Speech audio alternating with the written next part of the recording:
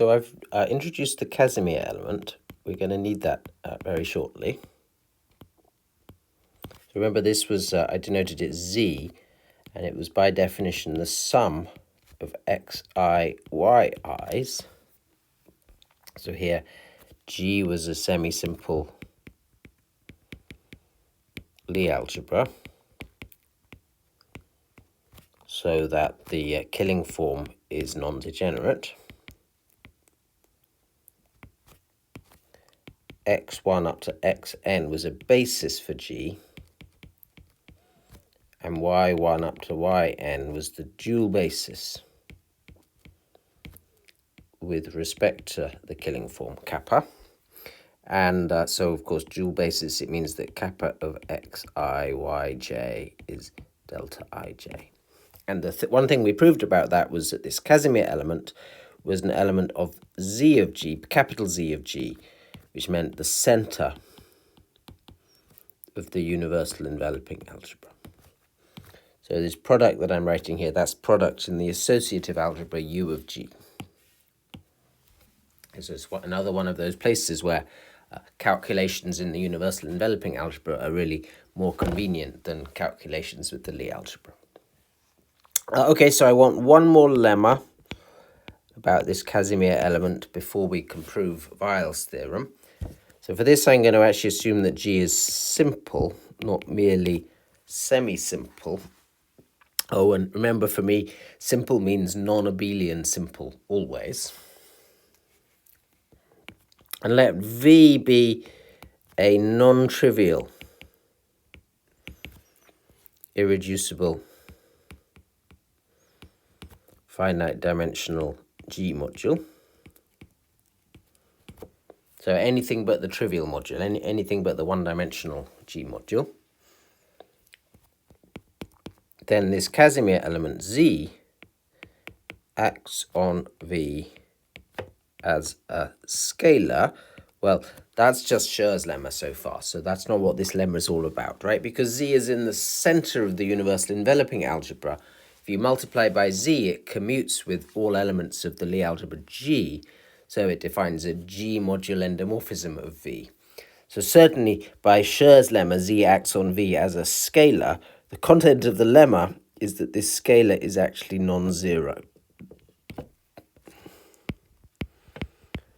So certainly Z acts on V by C times the identity by Schur's lemma,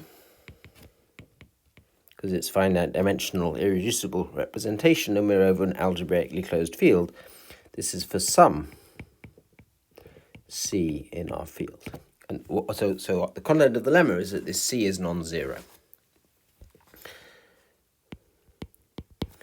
So actually what we're going to think about is the trace of Z acting on V. Okay, and since it acts as C times the identity, that trace is C times the dimension of V. Okay, because it's just C, C, C, C all the way down the diagonal. Now I'm going to let tau be the trace form on G coming from the representation V.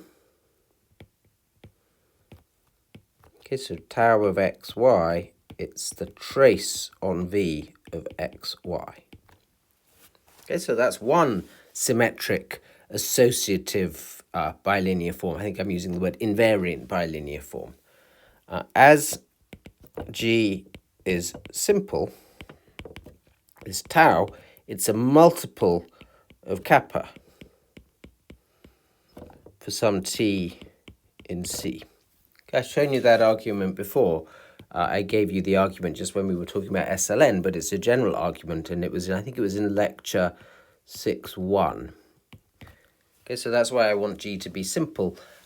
Any two invariant bilinear forms are just any two non-zero ones are just scalar multiples of each other. So I've explained that argument before.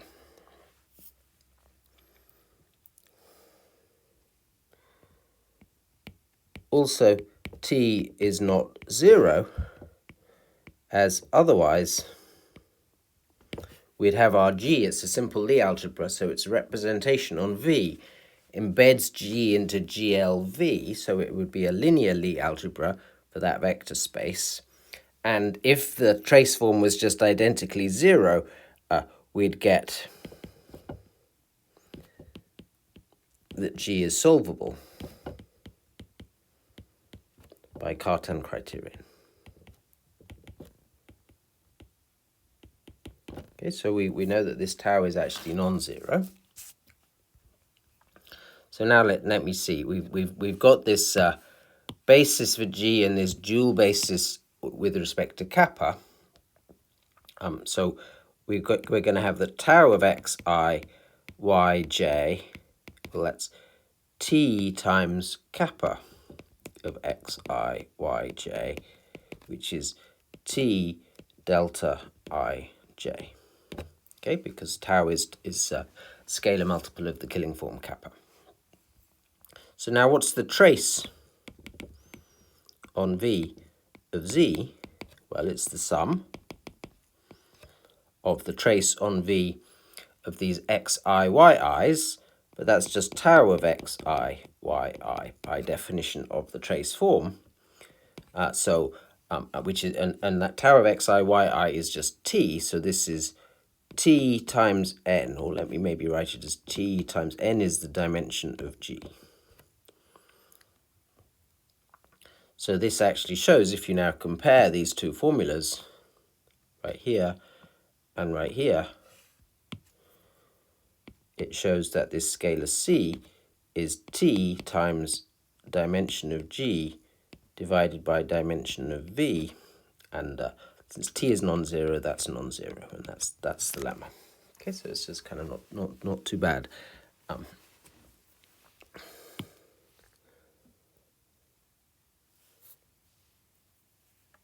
Let's maybe just say just one thing about this. This actually shows what t is, right? So tau, the trace form coming from V, was t times kappa, the Killing form, and we just showed that t is c times the dimension of V over the dimension of G.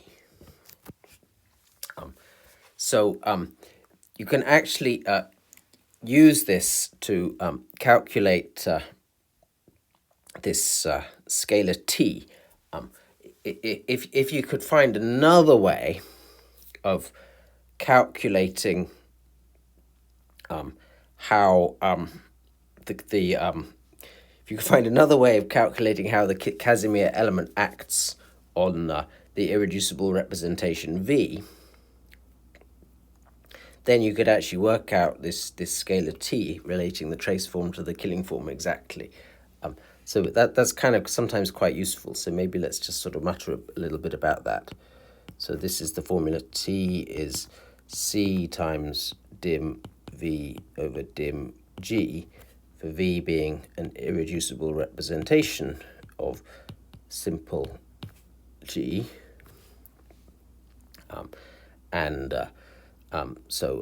So this is how tau is t kappa. So this tells you the trace form on V in terms of the Killing form, where C is the scalar that the Killing form, that the Casimir element acts by.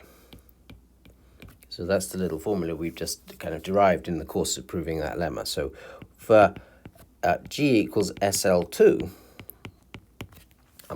we've calculated some stuff here, haven't we? We've calculated the gram matrix EHF. It was 4, 8, 4.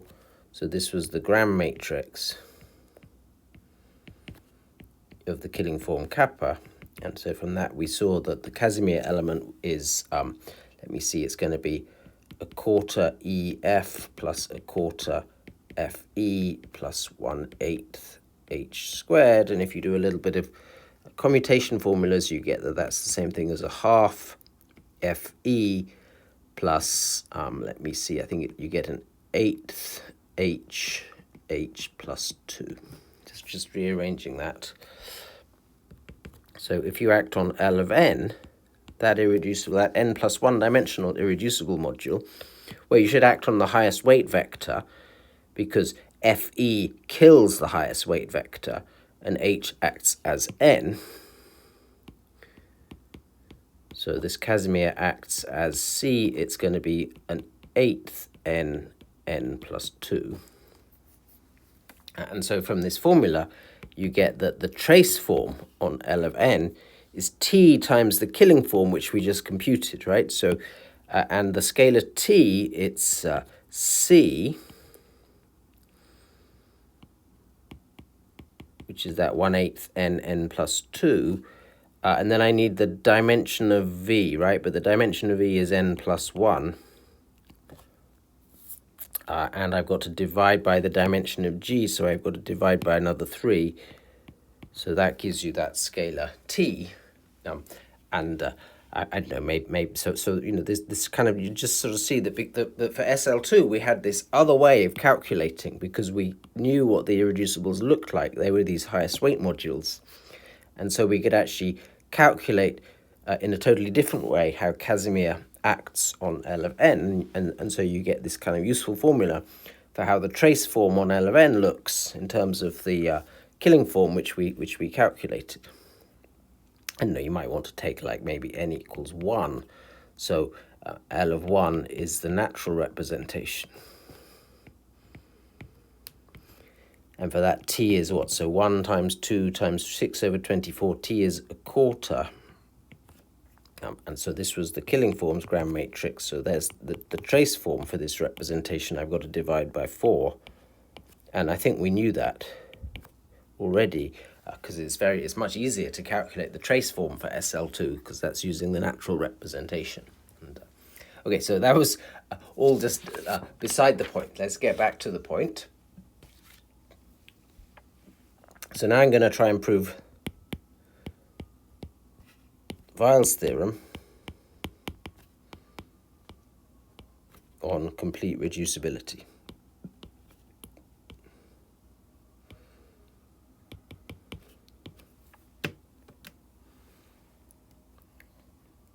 So for this, we're going to let G be a finite dimensional semi-simple Lie algebra.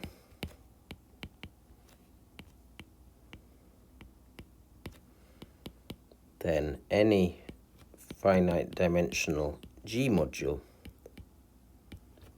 is completely reducible. Decomposes as a direct sum of irreducible representations. If you like, the category rep G is a semi-simple abelian category.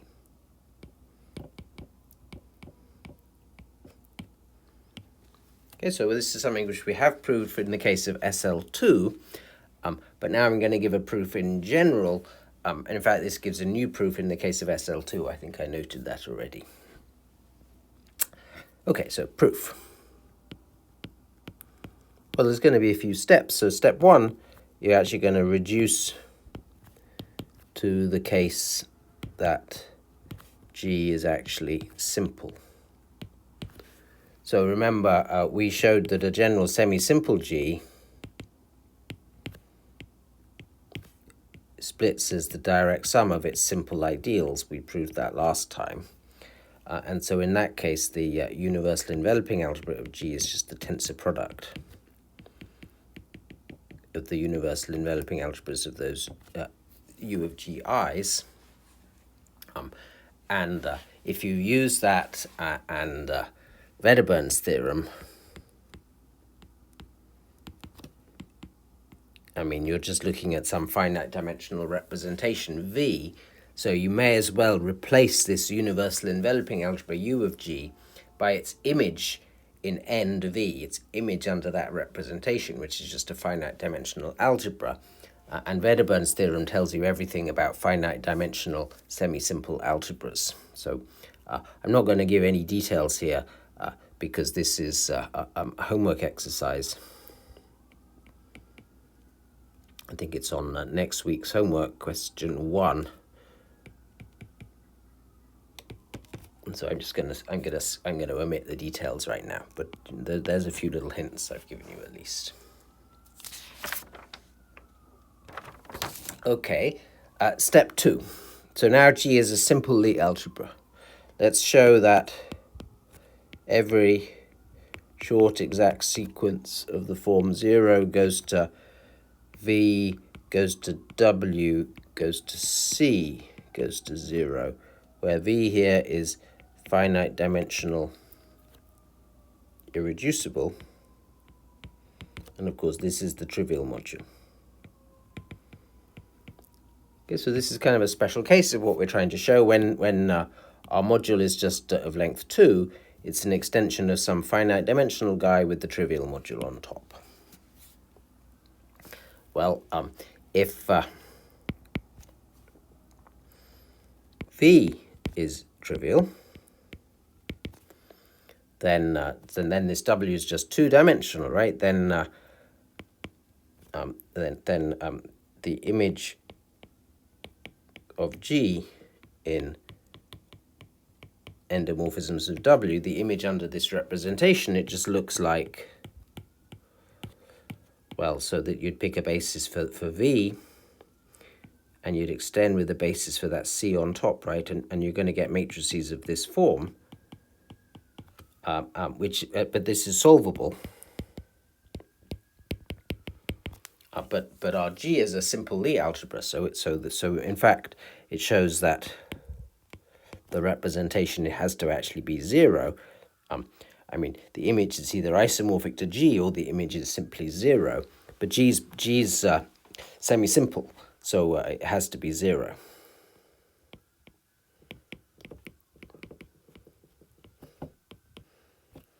And so this W is just a trivial two-dimensional representation. And so that deals with that case, right? That case is kind of easy. If V is non-trivial, then look at how Casimir acts. It acts as a scalar on V,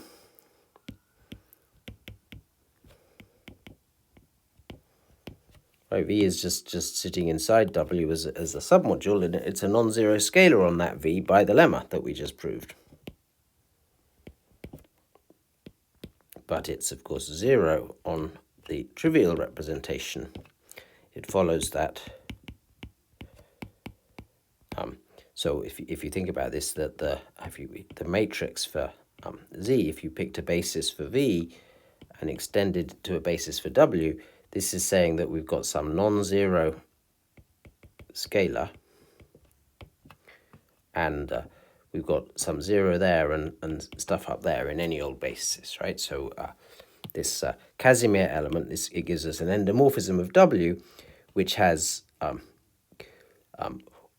just one has 0 appearing as an eigenvalue with multiplicity 1, and all its other eigenvalues are non-zero, and it follows from this that the kernel of Z, so that will give you this one-dimensional 0 eigenspace for this endomorphism.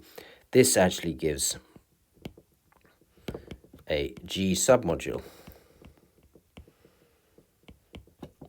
of W that splits the short exact sequence, right? So this kernel, it'll be one-dimensional, and because it's the kernel of a G module endomorphism, it'll be invariant under G, and so then you just pick a splitting of that last map there, just sending the 1 in this C to an element of this kernel, so that the composition is the identity, and that will split that short exact sequence. Okay, so that deals with step 2. So that's why we needed Casimir, and we needed the lemma that we proved to start with today. Step 3, I'm going to show that every short exact sequence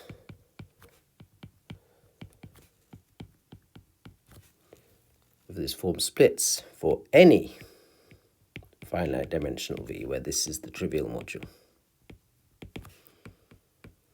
So step 2, we did it in the case when this V was irreducible, but now I've got a general V.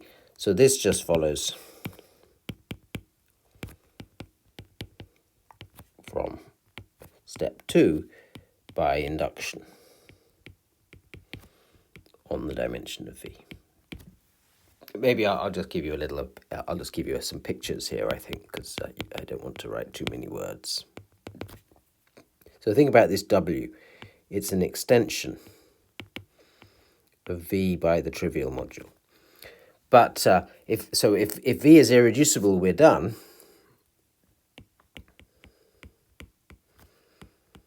By 2. Else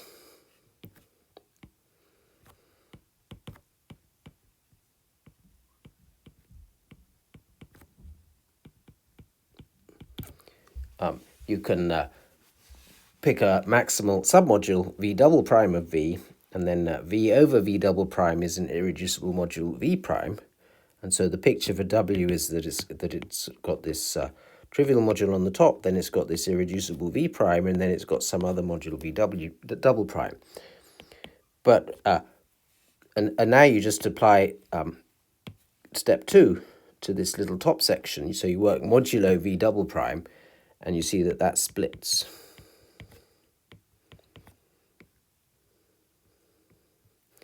And then you work here, and by induction, that extension of C and V double prime splits by the induction hypothesis. And so you sort of see that it looks like this, and that does the job. Okay, so hopefully you understand my pictures, I think, better sometimes than writing words, and that's actually a completely complete argument if you add a few words to make sense of what my pictures represent. Okay, so now for the general case.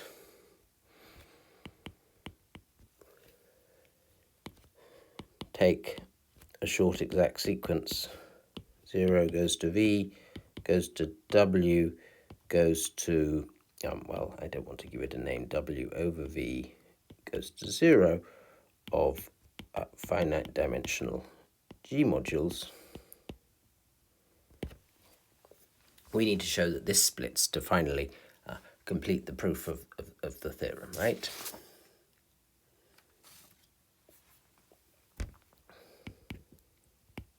So I'm going to look at the space of linear maps from W to V.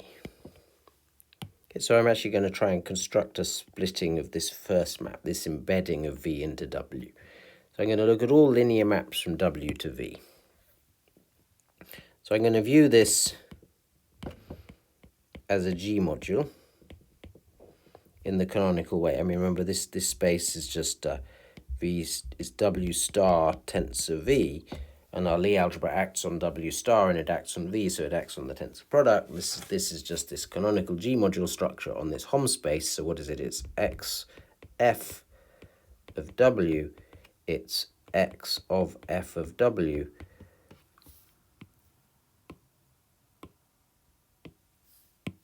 minus F of XW.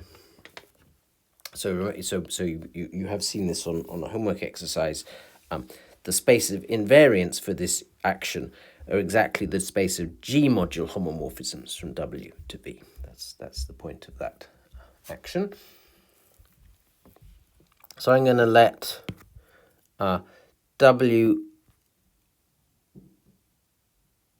underline be the set of all F in Hom C W V such that F restricted to V, right? So I'm thinking of V as sitting inside W here. So maybe I should just add that so that it's clear. V sits inside W. So I'm thinking of V as a submodule of W. So I'm going to let W underline be the set of all linear maps from W to V such that F restricts to V as a scalar.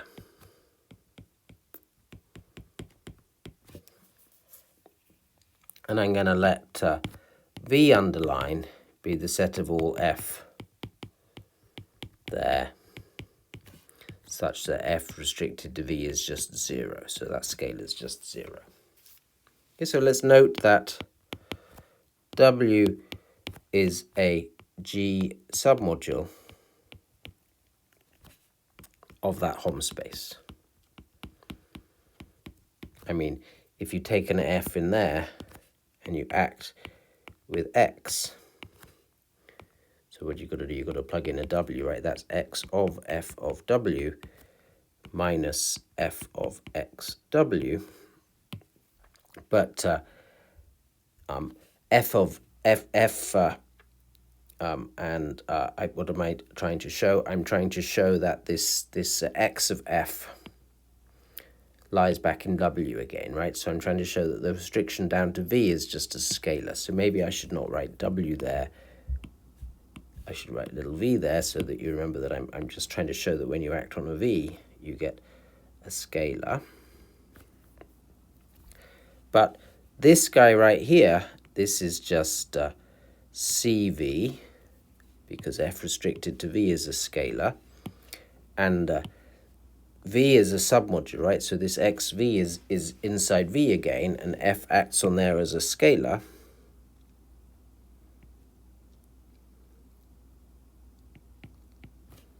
So what have we got? We've got that minus that, which is just 0. So right. So in fact, I've shown that the way g acts on w, it sends the action sends things in w to things in v. So we actually have a short exact sequence. V sits inside w, and that quotient g module we've just shown is trivial. Well, this splits by step 3. And so that means that there exists some f in w which is invariant under the g action, so that w is v direct sum, the span of that f, right? So I'm just picking a splitting. But saying that this f is invariant under the action, under the g action, means what? That g times f is 0, i.e. f actually lies in the space of g module homomorphisms from w to v. So what I've just constructed is an f there, a g module homomorphism in the other direction. And let me see, if I just scale f so that f restricted to v, right? So f restricted to v is non-zero because f is not in here. So this f restricted to v is some non-zero scalar multiple of the identity. And if I just scale my f so that it's the identity on v, then f splits the original short exact sequence.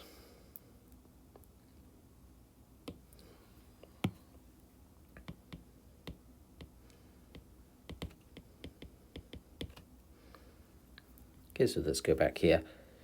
Right, so we've constructed this f, and we've exactly scaled it so that that composite is the identity. F is a G module homomorphism, so that proves that the original short exact sequence splits, and so that completes the proof of Weyl's theorem. Okay, so that's satisfactory. This is quite a powerful result, right? It applies, for example, to the algebraic group SLN of C, or SP2N of C, or indeed SON of C. These act irreducibly,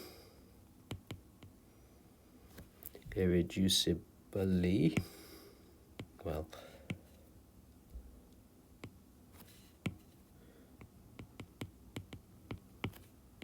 on their natural representation.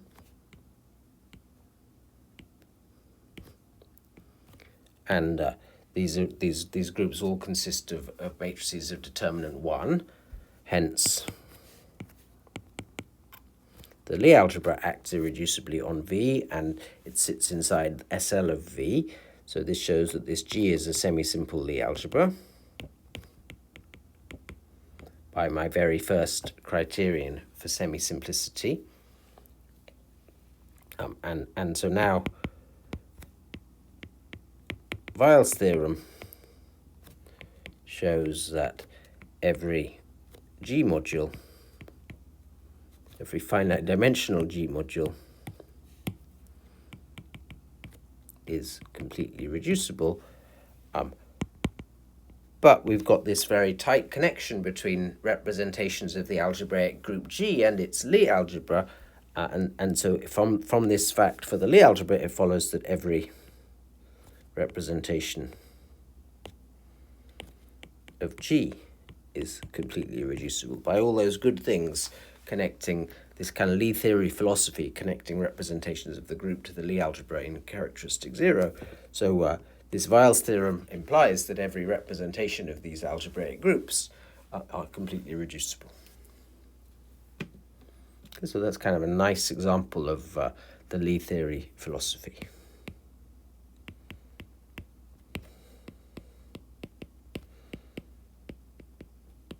We've proved a substantial result about these important classical groups by passing to the Lie algebra and kind of doing linear algebra down there. Good. So I'm just going to finish up this lecture now by going back to the Jordan decomposition. So I think I promised this a while ago. I now want to show you the Jordan decomposition adapted to a semi-simple Lie algebra. So this is actually an application of Weyl's theorem. So now we're in a position to do this. It's all really about the following lemma.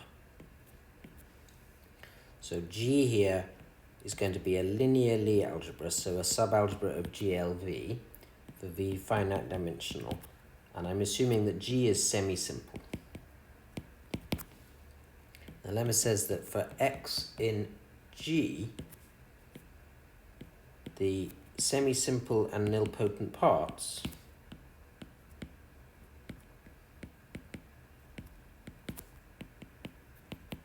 xs and xn, which remember are just endomorphisms of V, that is GLV, actually both belong to G. So this is a little bit surprising, I think. So to prove it, I'm going to need the adjoint representation of GLV. So I think it gets a bit confusing at this point, because sometimes I use the adjoint representation of G on itself, and sometimes I use the adjoint representation of GLV on itself. So I'm going to put a hat, add hat, is going to be the adjoint representation of GLV. So that looks a bit horrible. That's GL of GLV.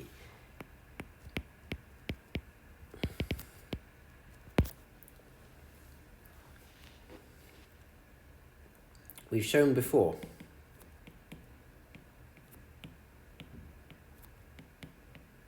that add of xs is add xs, and add of xn is add xn.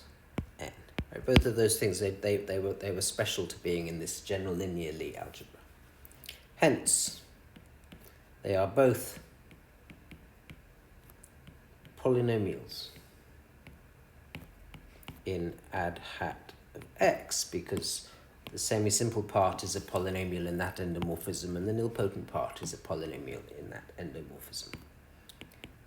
This shows that xs and xn both lie in what I'm going to call German n.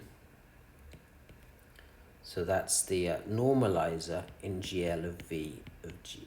Okay, so the set of all y in GL of V such that add y, G, lands you back in G.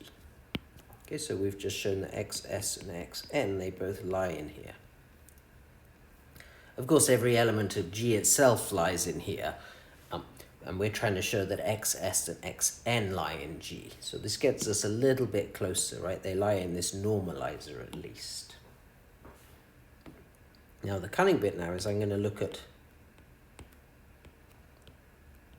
some irreducible G submodule W of V.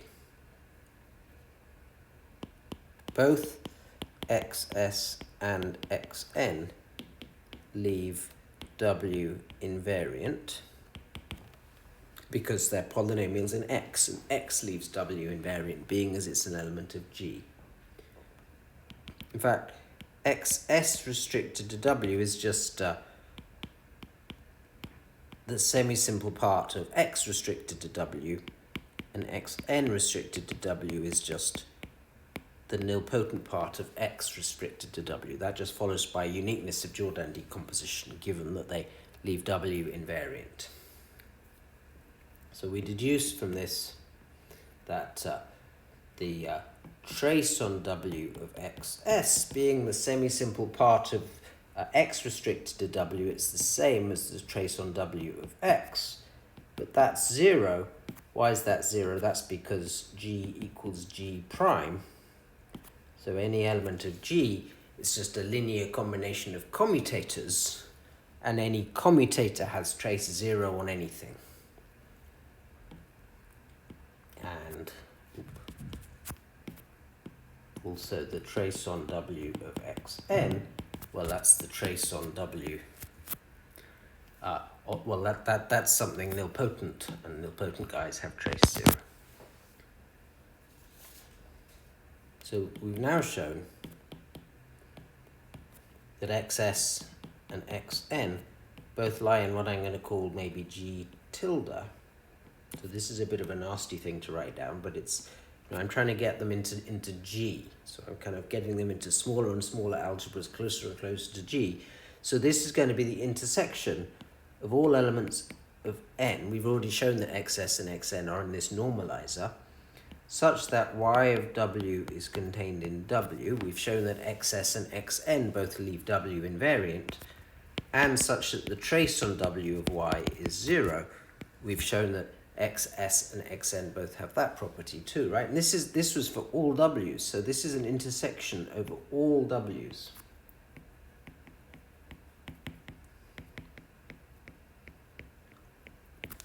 And now it just remains to show that G tilde equals G. Maybe I should note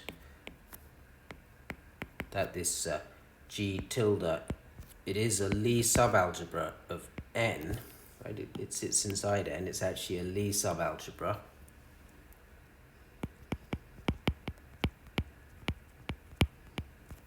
And moreover, G is an ideal of G tilde. Well, G is an ideal of n, so certainly it's an ideal of G tilde. It sits inside there. Okay, so how am I going to show that G tilde equals G? See, then I'll be done, right? Because then I'll have the xs and xn are in G, which is what I'm after.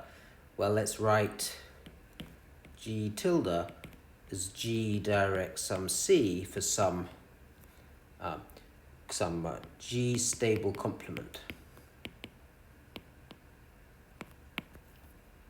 So I mean that the commutator of G with C has to lie in C. So this is using Weyl's theorem.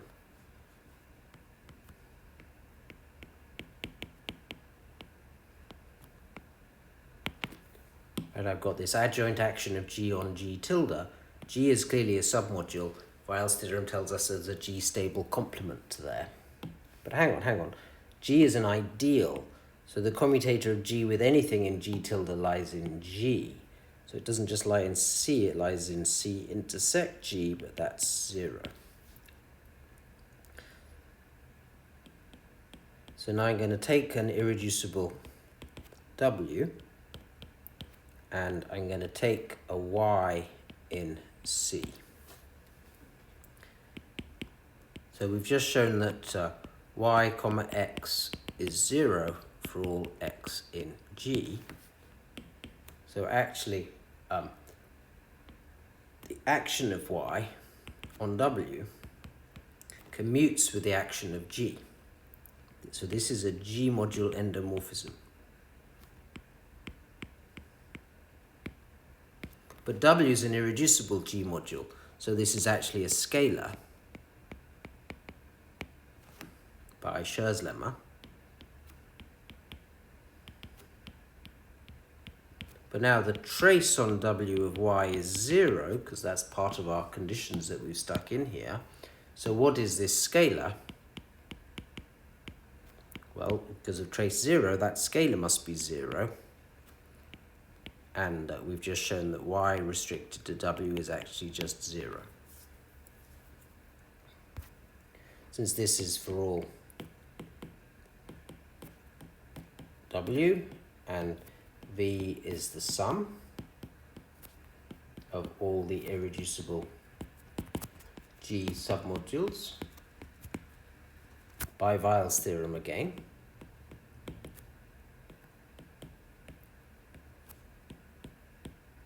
This actually gives that y equals 0, hence C equals 0, and G is just G tilde, and that's the proof. Okay, great. So that's the technical lemma.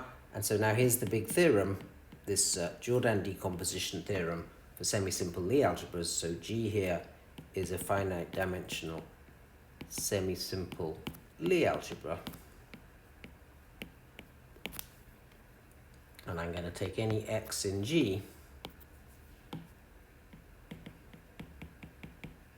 and the theorem says that there exist unique elements xs and xn such that x is their sum, they commute,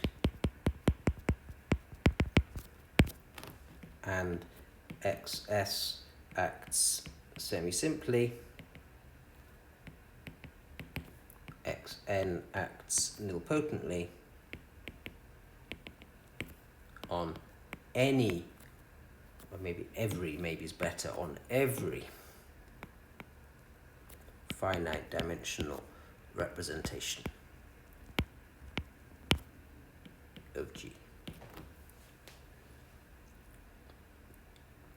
Actually, it's enough for them to act semisimply and nilpotently just on some faithful finite dimensional representation, given that lemma and uniqueness of Jordan decomposition. So in fact, in the proof, we're going to first just take our favorite faithful representation. So let's start with the adjoint representation of G on itself. And so then we apply the lemma to this embedding of G into a general linear Lie algebra. And so we deduce that there exist unique elements xs and xn in G. So add xs is add x semisimple part, and add xn is add xn nilpotent part with x equal to xs plus xn, well, or add x equal to add xs plus add xn, right? I can put in add because it's faithful, and with xs and xn commuting.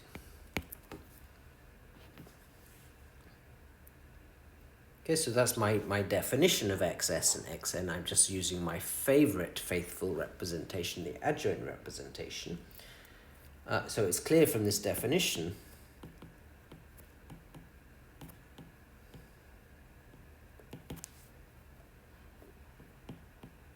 that if you have some decomposition of G into simple ideals, and you have x in G so that it's x1 plus xn with each xi in Gi, then the semisimple part of x, it's the sum of the semisimple parts of the xi's, and the nilpotent part of x is the sum of the nilpotent parts of the xi's. Okay, so what have I now got to do? Now all I've got to do is I've got to let V be some other finite dimensional representation. And so I've got rho from G to GL of V.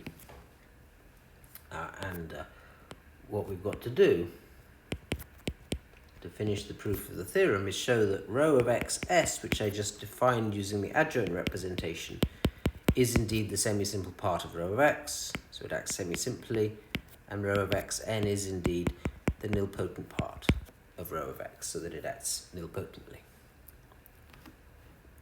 So now, using this observation that I just made, remember, so the kernel of rho is just some of these simple ideals, right? So using that observation, you reduce to the case that rho is injective.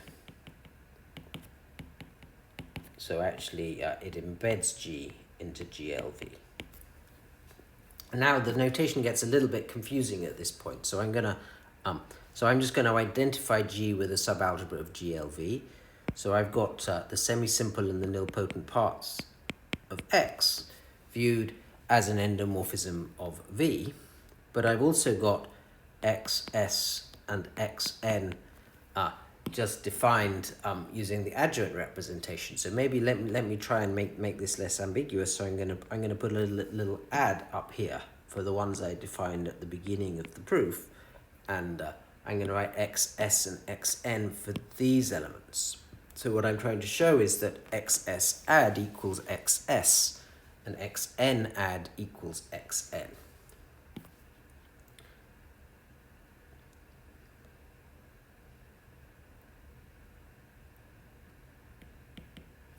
But we've seen that, and it's even a little bit more confusing, right? I need not only the adjoint representation of G, but I need the adjoint representation of GLV, which I've been calling add hat today. So we've seen that this is exactly the semisimple part of add hat of X, and add hat XN is exactly the nilpotent part of add hat of X.